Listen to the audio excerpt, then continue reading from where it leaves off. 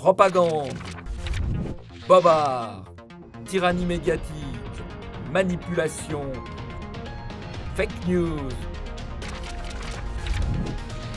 oligarchie, réinfo. Retrouvez chaque semaine une nouvelle émission.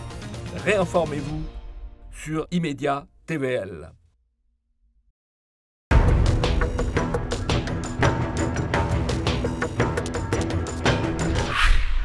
La fête du pays réel est de retour et se déroulera le samedi 19 novembre prochain en région parisienne. L'occasion est bien d'inviter le président de Civitas, Alain Escada, organisateur de cette fête du pays réel. Alain Escada, bonjour. Bonjour Martial Bildt, merci de m'inviter. Merci d'être sur TV Liberté. En 2022, considérez-vous que le fossé entre le pays réel et le pays légal s'est encore élargi? Est-ce que vous faites vôtre cette déclaration d'Emmanuel Macron, citant Maurras: on a pu donner le sentiment à nos concitoyens qu'il y avait un pays légal et un pays réel, je cite Emmanuel Macron. On aimerait qu'Emmanuel Macron en tire les conséquences. Je souscris pleinement, évidemment, à la déclaration de Charles Maurras. Je pense que, de fait, Maurras n'aurait sans doute jamais imaginé que le fossé puisse devenir aussi important. Il y a de quoi s'y noyer. Désormais, il est évident que la Macronie, mais plus largement l'ensemble du monde politique, est honni, détesté, méprisé par l'essentiel de la population, et que cette classe politique est coupée des réalités. On le voit évidemment avec ce qu'il nous appelle crise énergétique, mais qui n'est pas le fruit du hasard. Moi, je ne pense pas que tout cela soit simplement le fruit d'un conflit entre la Russie et l'Ukraine. Je pense que nous assistons à la mise en place d'un plan d'appauvrissement de la population dans le cadre du plan du Great Reset. Alors, on va en parler de tout ça, mais avant tout, on va rester sur cette fête du pays réel ce 19 novembre. Votre formation politique se définit comme le camp catholique et national. Catholique et national, comment cela va s'illustrer lors de cette fête qui est la 4e du genre ? Alors, catholique et national, eh bien, ça signifie que, par exemple, Dieu premier servi, nous débutons la journée par une messe tridentine. Ensuite, selon la tradition, c'est ça? Selon le rite traditionnel, avec la messe en latin, mais je rassure tout le monde, avec le sermon en français. Mais ensuite aussi, nous tenons évidemment à ce que cette journée soit ouverte aux non-catholiques, mais par contre, il va de soi que l'ensemble des exposants s'engagent à ne pas être d'un camp hostile au catholicisme, et nous passons bien sûr en revue les finalités des différents exposants pour vérifier qu'ils n'ont pas préalablement fait des déclarations hostiles au catholicisme. Mais au-delà de cela, je pense qu'évidemment, cette journée, elle va être l'occasion de rappeler un attachement aux valeurs traditionnelles familiales, et en ce moment où le wokisme s'additionne à la propagande LGBTQIXYZ, bien, je pense que beaucoup de Français seront contents de retrouver un décor, un contexte qui mette à l'honneur des couples qui soient l'union d'un homme et d'une femme, mettent à l'honneur des familles qui ont des enfants, qui ne sont pas issus de la GPA ou de la PMA. Voilà, nous sommes pour vraiment la défense d'un modèle civilisationnel qui repose sur un triptyque Dieu, patrie, famille. Alors, on va venir au fond, parce que je vois bien que vous voulez parler de politique et du fond. En ce moment, en août dernier, vous avez d'ailleurs tenu votre université d'été en pays normand, et le thème était « Stopper le grand reset ». Nous y voilà, la lutte contre l'oligarchie mondialiste. Et là, vous parlez de lutte à mort. Lutte à mort, et le terme n'est évidemment pas hasardeux, lutte à mort parce que nous considérons que ce qui se joue en ce moment derrière le globalisme, derrière le covidisme, c'est un plan de dépopulation mondiale. Et je sais que l'on va évidemment immédiatement me qualifier de complotiste, de conspirationniste, mais j'assure nos téléspectateurs, ce n'est pas une vue de l'esprit. Ceux qui sont aux manettes, ceux qui se réunissent au Forum économique mondial de Davos, parle bien de ce projet de dépopulation. Et il va de soi que si l'on regarde les grands argentiers, les grands financiers, les grands patrons des multinationales qui sont derrière Klaus Schwab et le Forum économique mondial de Davos, bien, que ce soit Bill Gates, que ce soit le patron d'Amazon ou bien d'autres, ils sont vraiment dans une démarche qui consiste à considérer qu'il faut réduire la population et que le contexte général économique et de santé doit servir à cette dépopulation. L'une des conférences visait à présenter les véritables objectifs que se fixe la grande réinitialisation et notamment le nivellement civilisationnel, le contrôle des populations, vous venez d'en parler, et j'ai noté l'adulation de la Terre. De quoi s'agit-il exactement? Klaus Schwab, dans son livre Great Reset, à plusieurs occasions, parle de Gaïa.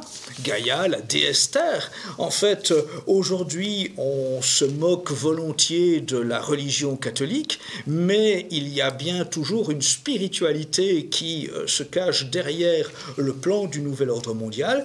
Et en l'occurrence, en ce moment, c'est l'idée d'une déesse Terre qui doit mériter tout notre respect, voire tout notre aplatissement. Et donc, d'ailleurs, c'est au nom de cette déesse Terre et du culte qu'il faut lui rendre qu'il faudra cet hiver ne pas chauffer trop, mais mettre un pull à col roulé et une écharpe lorsque l'hiver frappera à votre porte et qu'il gèlera dehors, parce que vous ne pouvez pas chauffer à plus de 19-20 degrés sans être un citoyen civique.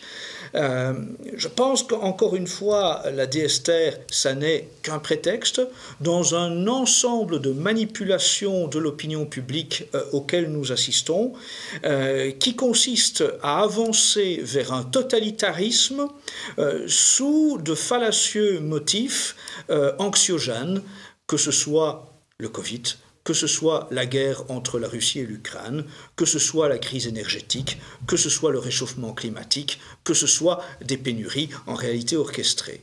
Dans tous les cas de figure, il s'agit de maintenir la population dans ce climat anxiogène qui permet de mettre un couvercle sur toutes les mobilisations sociales qui pourraient émerger. Maintenir les gens dans la peur, de telle façon qu'ils aient uniquement le nez sur le guidon. Comment vais-je faire pour payer mes factures? Comment vais-je faire pour remplir mon frigo? Comment vais-je faire pour payer mon loyer? Et dans ce contexte-là, oui, le pays réel a une raison de se mobiliser toute particulière. Et en l'occurrence, eh bien oui, c'est aussi pour ça que nous organisons une fête du pays réel. C'est parce que nous voulons que le pays réel économique, les artisans, les commerçants, les petites entreprises soient mis à l'honneur à un moment où le Forum économique mondial de Davos voudrait tous les écraser pour conserver uniquement le pouvoir d'achat des Français au profit des multinationales et de l'oligarchie financière. Alors en face de cette grande réinitialisation, face à ce que vous considérez comme une utopie, vous cherchez à définir une contre-attaque en annonçant des objectifs de lutte que vous menez à court et à moyen terme. Quels sont ces objectifs de lutte? Alors, un élément sur lequel nous insistons souvent, c'est le danger de la disparition de l'argent liquide et la nécessité de continuer à payer en vrais billets, en vraies pièces de monnaie, à un moment où, évidemment, tout est fait pour passer au numérique, mais alors que l'on sait que le tout au numérique, c'est le tout à la surveillance, c'est Big Brother, c'est le contrôle de nos moindres faits et gestes. Je pense que cet élément-là, déjà, il est prépondérant. Il faut retrouver notre liberté d'action économique et pour ce faire, il faut nous affranchir du contrôle numérique. Il faut que nous continuions à utiliser de la vraie monnaie sonnante et trébuchante. Il faut aussi que nous, évidemment, que nous mettions en avant les circuits courts, que nous cessions d'aller par facilité, comme nous le faisons avec les cartes bancaires ou le paiement par smartphone. Il faut que nous cessions par facilité de consommer auprès des supermarchés, de consommer via des plateformes en ligne, Amazon et autres multifiliales des GAFAM. Il faut que nous retrouvions le lien privilégié avec nos paysans, avec nos artisans, avec nos petits commerçants, avec nos petites entreprises, nos petites industries françaises. Vous savez ce qu'on va vous dire? On va vous dire ça, c'est un souci de riche. Ah, je ne pense pas que ce soit un souci de riche. Je pense que précisément, la plupart des Français sont conscients que ce qu'on leur vend en hypermarché, c'est de la malbouffe, c'est du produit de plus en plus de mauvaise qualité, du produit qui est basé sur des composants chimiques qui vont ensuite entraîner des problèmes de santé. Je pense qu'en réalité, pauvre comme riche, n'importe qui a envie d'avoir une vraie saveur et de manger à sa faim, mais de manger à sa faim sans avoir l'impression de manger du plastique sorti du film Les Loups la cuisse. Est-ce que les objectifs de lutte passent, comme vous le faites souvent avec votre mouvement Civitas, par des manifestations de rue? On vous voit aux côtés de Florian Philippot pour les manifestations pour la liberté, on vous a vu à Callac. Ça, c'est vraiment un procédé ou une façon de faire ou une marque de fabrique de Civitas? Il ne faut pas réduire notre action à cela, mais je pense qu'il est essentiel que nous montrions de la visibilité, que nous allions au contact de l'opinion publique et au contact de ceux qui déjà ont compris la nécessité de se mobiliser, d'agir.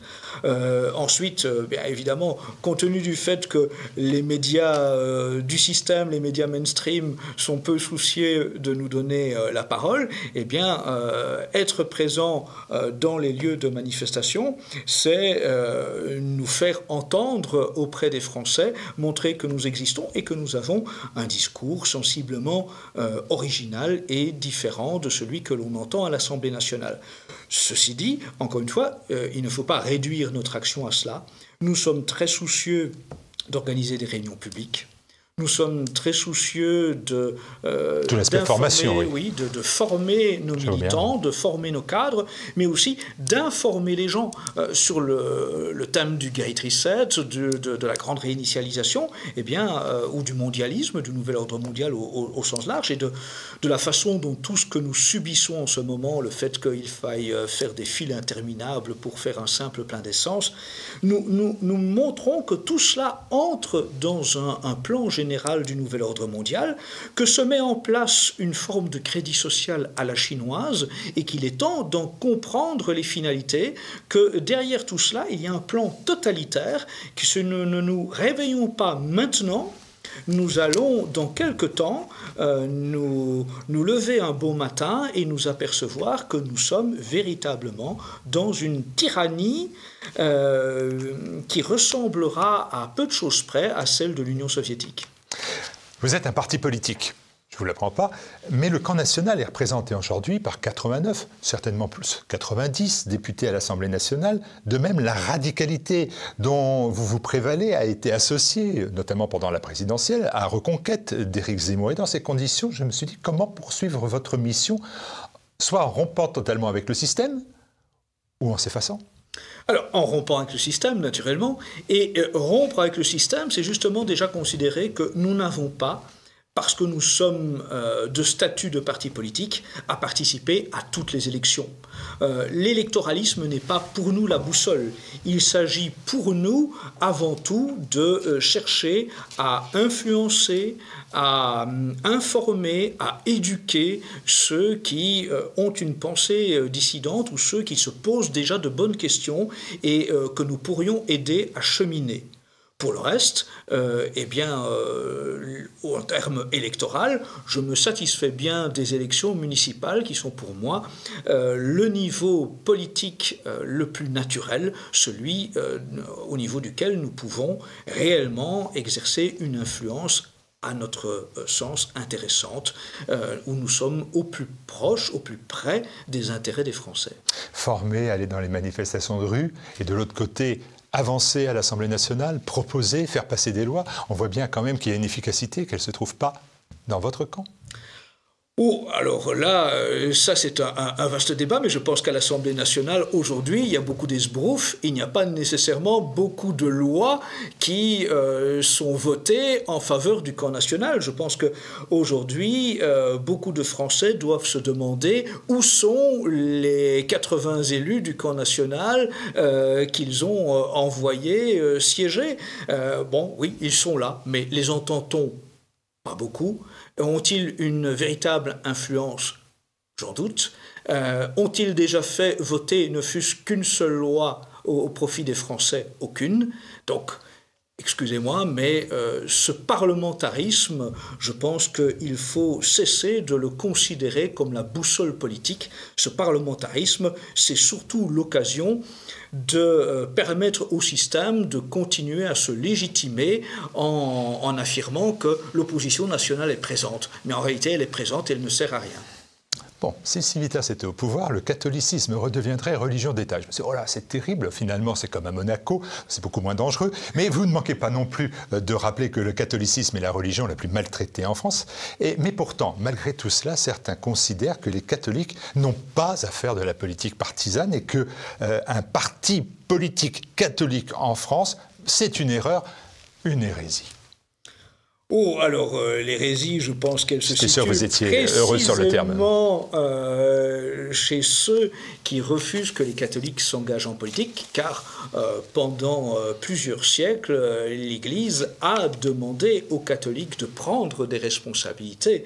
Et donc, je considère que les catholiques ont un vrai devoir de s'engager en politique, un vrai devoir de tout faire pour que la société soit régie selon des principes catholiques. Quel père de famille a envie que ses enfants se retrouvent dans une société décadente, apatride, mondialiste? Non, moi je pense que tout catholique de bon sens devrait s'engager, comme l'a demandé en son temps Saint Pie X, comme l'a demandé le cardinal Pie. Voilà, je pense que c'est le devoir des catholiques et qu'il y a bien une spécificité catholique dans l'engagement politique. C'est un ordre moral national, un équilibre à rendre à la société française. J'observe qu'aujourd'hui, il est de bon ton dans cette société de s'émerveiller de la culture africaine, de la culture maghrébine, de la culture bouddhiste, du New Age, de s'émerveiller des traditions, des coutumes des autres peuples du bout du monde. Eh bien, moi, je veux mettre à l'honneur les traditions et les coutumes de notre civilisation, de notre peuple, et ça passe aussi par mettre à l'honneur la religion qui a fait la grandeur de la France, fille aînée de l'Église. Vous parlez à tous les catholiques ou à quelques-uns d'entre eux? Je parle vous à choisissez, tous. vous faites un tri. Je parle à tous les catholiques. Après, écoute-t-il, entend-il, c'est une autre chose. Mais je m'adresse à tous les catholiques et même au-delà, parce que je considère que une nation qui serait gouvernée selon les principes catholiques, eh bien, elle favoriserait le bien commun. Et ce bien commun irait au-delà du simple service à la clientèle aux catholiques. Le bien commun, ça s'adresse à tous. Ce serait selon des principes catholiques, mais tous en profiteraient. J'ai une dernière question, une avant-dernière question. J'ai parcouru avec attention votre site internet, vous savez, comme le font les journalistes, ainsi que votre compte Twitter, mais avec bienveillance. Et j'ai été particulièrement surpris du fait qu'il n'y a aucune, à ma connaissance, peut-être que vous me direz le contraire, mais aucune déclaration prise de position sur le conflit entre l'Ukraine et la Russie. Et je me suis dit, pourquoi une telle discrétion, même si j'ai quelques idées en tête? Alors, en réalité, je vous dirais qu'il y a bien le journal La Croix qui a publié un article. Je ne le lis pas, je suis désolé. Vous avez heureusement fait une bonne sélection, vous n'avez pas de mauvaise lecture. Mais j'étais à la source, le journal La Croix avait publié un article sur ces mouvements et ces personnalités politiques qui sont plutôt du côté pro-russe, et donc nous avait classifiés dans ce camp-là. Je vous dirais qu'en vérité, si je n'ai pas pris de position claire et nette, publique sur le sujet, c'est parce que je n'en voyais pas la raison d'être, parce que je ne... Parce que les Ukrainiens sont catholiques aussi.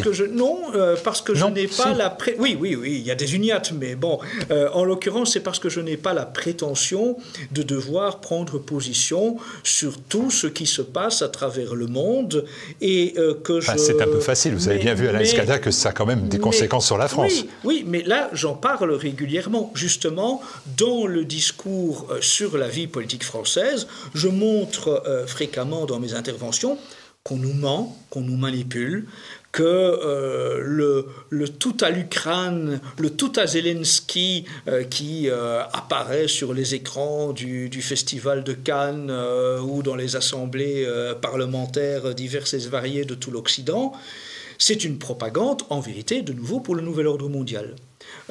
Moi, je ne vois pas en Zelensky un héros des temps modernes. Je ne vois pas... Pourtant, quelle résistance, non ? Je ne vois pas... On peut le voir comme ça, mais moi, personnellement... Je pose la question. Une résistance à un discours pour la défense des valeurs traditionnelles, civilisationnelles, ça certainement. Parce que l'Ukraine de Zelensky, tout uniat qu'il y ait en Ukraine, l'Ukraine de Zelensky, c'est l'Ukraine des LGBT, c'est l'Ukraine des laboratoires américains, c'est l'Ukraine de l'inconditionnel à l'OTAN. Eh bien, moi, si vous voulez, ma position sur ce conflit, je vous la donne en exclusivité. Je suis contre la guerre, je suis contre l'OTAN, je suis contre la présence des forces américaines et de l'OTAN en France. Et dans ce conflit, je considère que nous n'avons pas à envoyer des Français mourir pour l'Ukraine, nous n'avons pas à envoyer des Français mourir pour Zelensky, nous n'avons pas à détricoter l'armée française pour envoyer les canons César à l'armée ukrainienne, nous n'avons pas à financer les Ukrainiens quand les Français sont en train de se serrer la ceinture, d'avoir du mal à payer leurs factures d'électricité, de gaz, d'essence. Nous n'avons pas à considérer la Russie comme l'ogre contre lequel il faut nous mobiliser. Mais la vérité, c'est que l'agresseur, c'est l'OTAN. Vous avez participé il y a peu à un livre d'entretien. Il nous reste une minute, c'est pour ça que je vous pose la question sur l'historienne Marion Sigaud. Marion Sigaud qui répond à vos questions dans un ouvrage qui s'appelle Foi de dissidente. C'est une personnalité attachante qui est venue souvent à TV Liberté, qui soutient Civitas. C'était... Pourquoi lui poser les questions ? Pourquoi l'entretien ? Parce que justement, je voulais mettre en évidence ce lien entre dissidence et foi, entre l'entrée en dissidence et la force qu'elle a puisée dans sa pratique religieuse. Je voulais montrer que foi et dissidence vont de pair, que trop souvent les dissidents l'oublient, mais qu'il n'y aura de solidité comme un roc que dans la foi. Voilà, c'est un livre qui est édité par vous, par Civitas. Oui. Qu'on retrouve sur votre site et qu'on retrouvera donc le 19 novembre. Voilà, la transition est faite. Sauf que j'ai omis une chose importante, peut-être que les téléspectateurs se sont aperçus, c'était dans la région parisienne, ça reste assez grand. C'est à Rungis. Alors dites-nous tout comme ça et on mettra le lien. C'est à Rungis et je propose d'ailleurs à tous ceux qui écoutent cette émission et qui se diraient qu'ils seraient volontiers exposants à la fête du Pays réel ou qu'ils viendraient volontiers, s'ils sont des auteurs, venir dédicacer à la fête du Pays réel, je propose qu'ils prennent contact au plus vite avec le secrétariat dédié au 06 65 40 20 35. On va le mettre en bas de cet entretien, 06 65 40 20 35. Voilà. Je l'ai lu, je n'ai pas lu. Et donc, oui, je pense que vraiment, ce sera un événement majeur du camp national. Je pense qu'il réunira vraiment de nombreuses personnalités. J'en cite quelques-unes. L'économiste Olivier Piacentini, la scientifique Anne-Marie Yim, qui a été experte auprès du Parlement du Grand-Duché de Luxembourg, Cassandre Fristo, qui est une une de nos cadres, une de nos militantes les plus exemplaires, bien sûr des clercs aussi. Voilà. On donnera au cours de cette fête du pays réel vraiment l'image de l'éventail de ce qu'est la famille du camp catholique et national. Il y a parmi les exposants des gens que vous connaissez bien, Ignace, le dessinateur caricaturiste qui travaille aussi pour TV Liberté. Il y aura Alban Guimois, le dessinateur de bande dessinée qui a reçu le grand prix de la bande dessinée chrétienne au Festival de la bande dessinée d'Angoulême. Il y aura Projet Chaos. Il y aura vraiment une quantité d'éditeurs, d'artistes, de sculpteurs, de peintres, de viticulteurs, de brasseurs, d'artisans. Je pense que tout Français qui a envie de trouver une bouffée d'air frais et de reprendre pied dans le réel, de retrouver un contexte de confiance avec des gens qui produisent de la qualité, du beau, dans un monde de décadence et de laideur, a sa place à la fête du pays réel. Et ben voilà, c'était dit. Merci beaucoup Alain Escada. Merci.